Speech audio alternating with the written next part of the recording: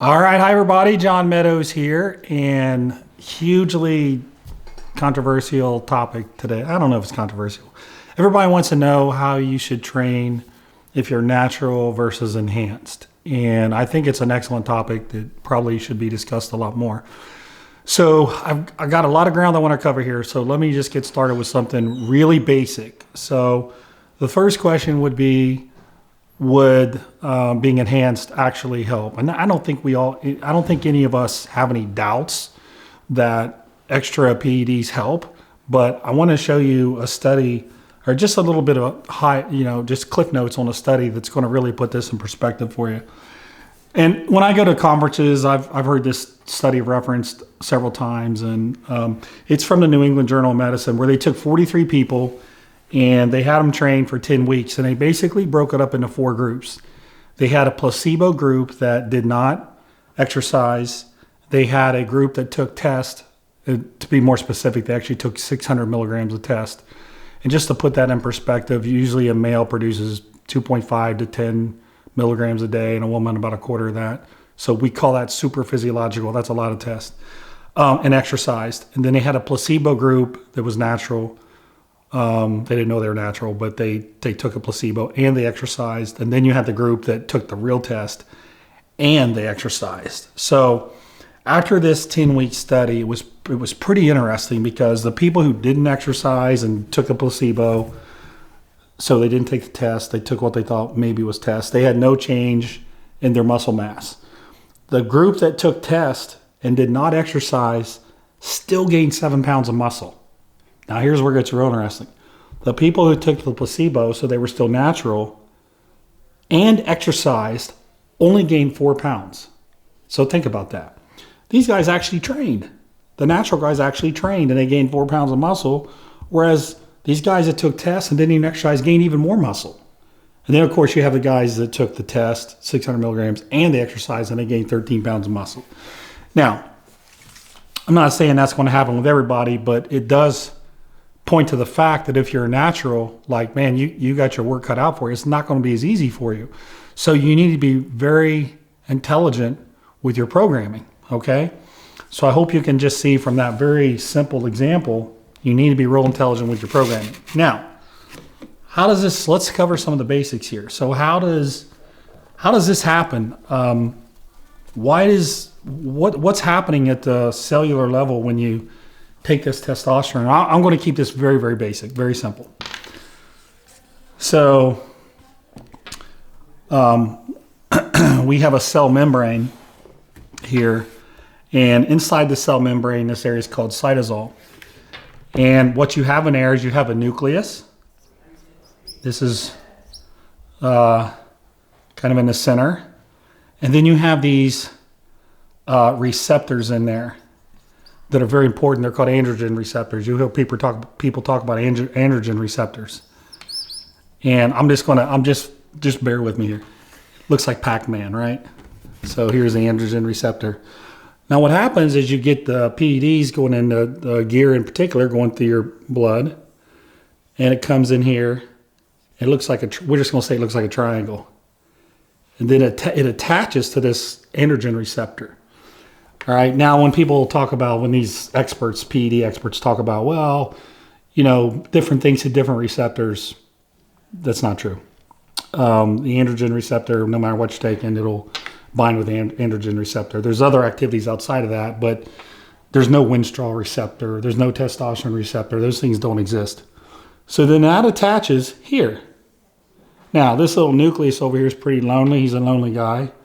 So this new complex, this combination of the receptor and the actual chemical, they go over here and they attach to the nucleus.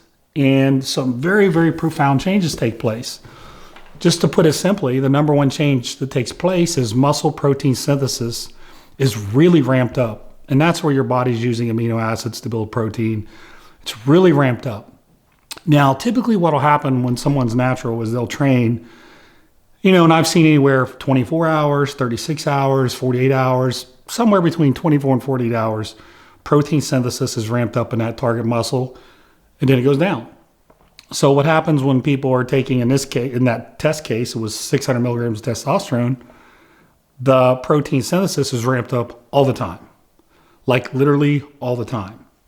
So, whereas a natural person, the muscle protein synthesis and that trained muscle goes back down, there was some adaptations that took place, but now if you don't train again, you lose those adaptations. So that's why people say the bro splits of only training a muscle once a week doesn't work for naturals. That's the science behind what they're saying. That's why they say that. And there actually is a lot of truth to that. Now, not only is muscle protein synthesis elevated from the changes that happen in the cell nucleus there, you can store more carbohydrates. There's a number of changes that happen, but that's the biggest change that happens. All right. Now, something else comes into play here. It's not as well defined as the muscle protein synthesis part of this, but you'll hear of a hormone called cortisol. Cortisol has receptors in there as well. And what happens with the PEDs, they will go in there and they'll actually kind of block cortisol from attaching to the cortisol receptor. Now, here's why that's important. So when you're training really hard, cortisol it's helping you produce energy. It's taking amino acids, it's using them as fuel. It's reducing inflammation. That's one of the things that cortisol does in your body. It's a good thing. But it's also something that creates muscle protein breakdown. So if you go to the very fundamental level of building muscle, you have this equation, muscle protein synthesis, which just think of it as just building muscle, and muscle protein breakdown. Just think of that as muscle being broken down. That very simple equation. So you need more muscle protein synthesis than you have muscle protein breakdown. Just mathematically, you need to have more to gain muscle. Now, if you're training and you're doing tons and tons of volume, especially the harder it is and the more volume you have, you're creating more muscle protein breakdown. And that's partially a result of all this cortisol that's being produced to support that training. So you got to think about that if you're a natural. So you're going to produce a lot of muscle protein breakdown. That means your muscle protein synthesis is going to have to be really, really high. But we know after 24 to 48 hours, it's going to start dipping down. So if you've got these elevated levels of cortisol, you may be hurting your ability to gain muscle. Now, for the people who have PEDs, they're essentially blocking that cortisol receptor. Now, we don't know exactly how that happens, but it's a pretty strong theory. So they can get away with a lot of real high intensity work, a lot of volume, because they don't have to deal with that excessive cortisol. And there's other ways we can deal with this nutritionally, and we'll get into that. I will say this. Blocking cortisol is kind of not the end all be all. I'm going to give you some practical experience here. So back in the mid to late 90s, when this blocking cortisol became probably when it hit its peak in terms of that's how you really build muscle, we used this drug called cytidrin, aminoglutamide. And cytidrin essentially blocks cortisol. It's used to treat Cushing syndrome. So we used to take that. We used to think now we're going to explode. We're going to have no cortisol. And what happened was it actually didn't work at all. It just made you really tired. You got really sleepy. And it gave you a little bit of an anti-estrogenic effect. But so people kind of quit talking about blocking cortisol for a while because it didn't really work in that situation. But in the situation of a PD, there seems to be a lot of validity to this. So knowing that, now you have some. Now let me mention another thing about cortisol. So when you're blocking cortisol, your body has a response where it'll actually make more cortisol receptors, and your adrenal cortex will try to push out more cortisol. That's just an adaptation to those receptors being blocked. So think about what happens when you take something like testosterone. Your own levels decline because it's going to rely on the artificial supply. So then what happens is, let's say you come off the testosterone. Then what do you think happens? So then you have low testosterone, and until your own body kicks back in, hopefully it will. And now you're not blocking that cortisol receptor. So now you have this massive flood of cortisol. You have more receptors. And that's why you see the really big guys just literally shrink overnight. That's exactly what's happening. In fact, you can lose muscle so fast, you'll go take blood work and you'll see an elevation of enzymes that can freak doctors out. They think your kidneys are falling out just because some of the muscle enzymes that are measured in your blood work would indicate like this massive amount of damage. It's actually just muscle wasting away. So that's kind of some basic foundational stuff here that I wanted to show you. So now let's talk about practical. Like, what does this mean in the real world? So let's talk about your training intensity. A lot of people, I see these comments, and it's really sad. People, anytime someone's training hard, somebody will say, well, he must be on gear. You can't train that hard if you're natural. That is the absolute worst attitude to have. If you're natural and you don't have all the advantages, you actually do need to train very intensely because it's harder for you to create the adaptation. You need to train really hard. You can't go in there and just goof off and do some pump sets and expect to get really big. You have to train hard. You have to do sets to failure. You have to do that. So the question becomes, it's more of a volume question. So we know you need to train intense. You probably need to take some sets to failure, but how many? How do you, as compared to somebody who's enhanced, what do you do? Well, my opinion is you're going to need less sets. The more of these high intense sets you do, the more at risk you are of all this excessive cortisol, which again increases muscle protein breakdown, which makes it even harder to be positive and have more muscle protein synthesis. And the other thing is, let's remember the very first thing we talked about, 24 to 48 hours, we'll just say 48 hours. Muscle protein synthesis has slowed down. So now if you don't do something pretty soon, you're going to lose those adaptations. So you have to train really hard, and you're going to have to recover within 2 or 3 days. So what you're going to have to do is you're going to have to experiment. I can't tell you exactly how many sets you need to do. Here's what I would tell you. Try to take some sets, try to start off with doing, say, 3-4 sets to failure. So 3 or 4 exercises, only 1 set to failure. Actually, don't even do that. Pick 3 or 4 exercises and only take half of them to failure on the very last set. So let's say you do 3 exercises for your chest. On your first exercise, maybe don't take any of them to failure, but then on your second and third exercise, take your last set to failure. So really only 2 sets to failure. See how you feel. See how you recover. Let's say you recover fine. Next day you can't even tell you trained. Okay, now we're going to go back and we're going to take that first set, the first exercise, we're going to do a set to failure. So warm up, set to failure, complete failure. Second exercise, a set or 2 to get you going, boom, complete failure. Third exercise, a set or 2 to get you to the right weight, boom, failure. So three sets to failure. See how you feel from that. See, a lot of this you're going to have a lot of people telling you exactly how many sets to do, but you're all very different. We all recover different. There's a lot of factors involved. So I want you to experiment, but I'm just giving you some guidelines. So start there. Just start with 1 set on each exercise to failure. And truthfully, for most people, that's enough. We do go through phases where we don't quite want to have the intensity. We want to maybe just not go nuts. So in that case, then we usually pick up the volume a little bit, just in a different phase of training. There's nothing wrong with that.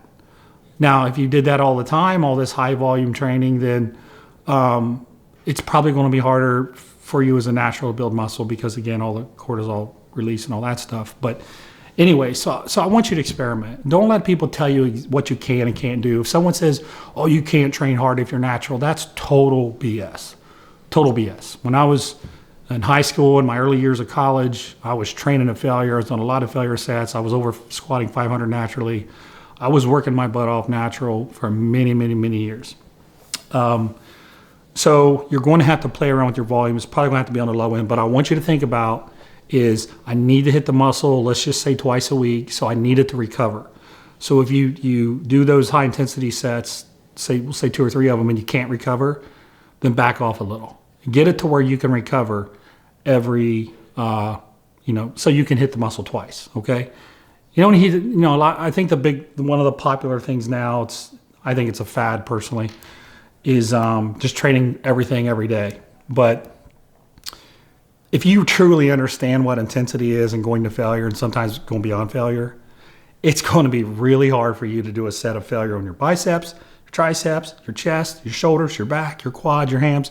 People that are doing that, most likely are not really using the kind of intensity I'm talking about. And maybe they are, but they're not doing it every single day. There's just no way. So for naturals, I know it's the in thing right now to do total body training. I just personally don't think it's the optimal way to gain muscle. I'm not saying you can't gain muscle. I'm just saying it's maybe not the most optimal way to gain muscle as you get through intermediate and advanced. If you're a beginner, sure, train your whole body every day, do whatever, because you probably don't have that much intensity. But as you get intermediate and advanced as a natural, and remember as a natural, you're going to probably in 3 to 5 years of hard training, you'll hit your peak. So if you're natural and you've been training 2, 3, 4 years, you're probably not going to grow for 15 more years. You probably got a couple years of growth left. So volume, manage your volume so you can recover and hit the muscle twice. I'm just going to use that as your general guideline. Okay. Intensity, don't believe the hype that you can as a natural train really hard. You still need those intensity sets. I want to talk about the nutrition part a little bit too. A lot of people see my intro workout nutrition strategy, and if you're not familiar with it, I'm just a big believer in essential amino acids and specific carbohydrates while you train. It's called cluster dextrin, branch cyclic dextrin to be specific. What happens when you use the cluster dextrin, those carbohydrates also can kind of calm down, especially when it's combined with amino acids, those two together can kind of calm down that cortisol response. We've seen that in studies, and they also measure something called 3-methylhistidine, which is a marker of muscle protein breakdown. It's also greatly reduced with an intra-workout protocol. There's not a lot of science out there on intra-workout protocols, but that's one thing I feel very passionately about because I've seen it work with probably, honestly, thousands of people over the last 10 years. So that is a way for naturals to really, really help manage cortisol, manage muscle protein breakdown. It's consuming aminos. It's consuming that cluster dextrin while you train. A lot of guys will say, well, you had your steak that day. The aminos are still in your bloodstream and you had your baked potato or whatever. That's true, but anyone who's ever tried this will tell you that you notice, man, I'm not nearly as sore. I feel a lot more fresh. Sometimes even their joints feel better. So I would say nutritionally, an intra-workout strategy is very important, especially for people who are natural. A lot of people think of it as differently. They think, well, an enhanced person, they're doing all this volume, they're doing all this high intensity, so they need more nutritionally, and that is true. So it actually helps both groups. So that's a nutritional part of this I wanted to mention. And then just in terms of food, the guys who are enhanced, their bodies are much more efficient at handling protein and nutrition. It just can handle more. They can feed constant protein every 3 hours and 30, 40, 50 grams every single meal. And their body, you remember the very first thing I showed, that at the cellular level is really good at turning up and cranking muscle protein synthesis. Whereas, remember, a natural isn't quite that efficient. They don't have that constant crank going on a muscle protein synthesis. So you may not be able to take as much protein. So as a natural, I tend to have people around 1 gram per pound of body weight, maybe slightly more if they're dieting. I do think in general people overeat protein. I think they probably eat too much. They don't really need as much as they eat. My people who are enhanced, maybe 1.25 grams per pound. I mean, I think if you're in that ballpark. But I would say nutritionally, your body's not quite as good at using protein naturally as the guys who are enhanced. And the other thing is, when you're trying to gain muscle, I see a lot of guys who are enhanced will add a lot of calories. Like, I'm going to go from 3,000 calories to 5,000. And honestly, some of them can get away with it to a large degree. But if you try that as a natural, you're just going to gain a lot of fat. You're going to gain fat really quick. You got to be more careful about the caloric increases that you put into your plan. Maybe you only need 300 calories or 400 calories. Maybe you only need 250 calories. So you got to be a little bit more methodical. One of the things about dieting when you're natural is it's very easy to lose muscle. So think about this logically. If you put on a ton of fat, think about how hard you're going to have to work to get that fat off. And you're already at risk of losing muscle because you're in a caloric deficit for so long. And to build on what we were talking about earlier, if you're in a caloric deficit, just by nature of that, you normally have higher cortisol levels and stress levels. And I'm sure those of you who have dieted hard can know exactly what I'm talking about, how that feels.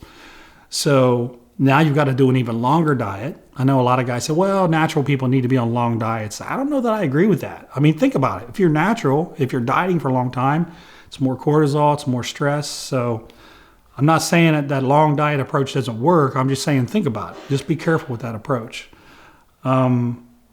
So those are some things to think about with your training, with your diet, just some good understanding around what's going on.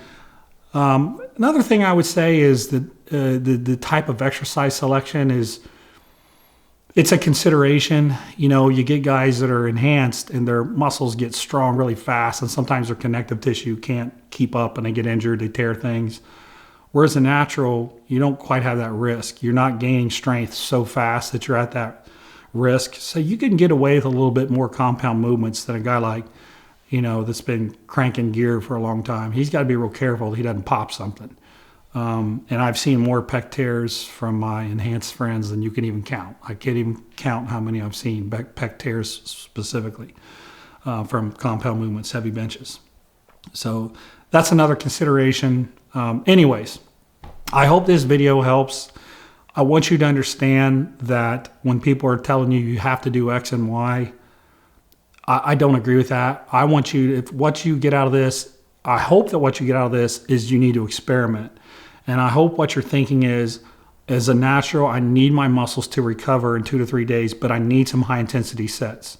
So I've got to figure out how I can train really hard, how much of that I can do and still recover. When you find that out, that's going to give you the key to growing as fast as you can. Also, an intra-workout nutrition approach will help, provided your calories are good. Those are really, really big keys. We could talk about other things like stress levels and sleep and all that, but I've covered that in a lot of my other videos. So anyways, I hope you guys enjoyed this. If you did, please share it and let me know what you think. And I appreciate all the feedback in the community, you all helping each other. I still read every comment. But share. Maybe there's some things that you've done for you. Share it with the group as a natural. Or maybe you're enhanced. We don't judge here. Natural or enhanced, we don't care. We want to support everybody. So thanks. Appreciate it. Hope your 2020 is off to a great start, and we'll see you next video.